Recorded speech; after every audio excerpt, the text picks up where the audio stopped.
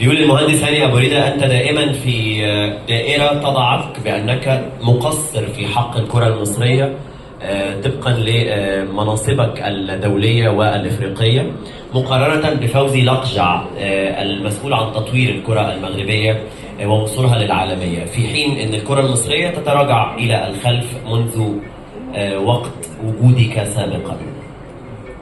هو بص يعني طبعا كل التحيه والتقدير للاخ صديقي العزيز فوزي لقجع.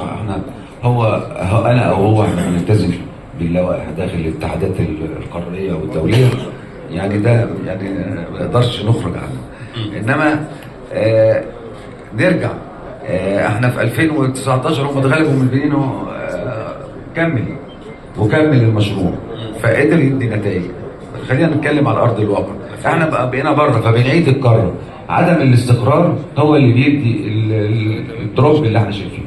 تقصد ان في 2019 اذا كان استمر رغم توديع البطوله كان ممكن الوضع يكون افضل حالا؟ ما هو ترجع اللي قبليها.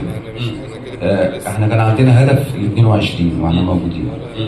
بدانا مشروع، ولو تلاحظ اخر مباراه لتونس كنا مصر بتلعب مع المدرب توجيه انه غير الفريق. كان بيلعب 3 ناشئين في الملعب وواحد بره. فكان في هدف. لما جه البطوله في مصر بقى في الدنيا اتغيرت. فانت لعبت واتغلبت بعد ما خدت العلامه الكامله في اول 3 في جروب ستيشن. فده اللي حصل. انما كان الاتجاه طبعا ان احنا نستمر. فاي دروب وعدم الاستقرار اكيد بيعمل مشاكل كتير. طيب هو الزميل كريم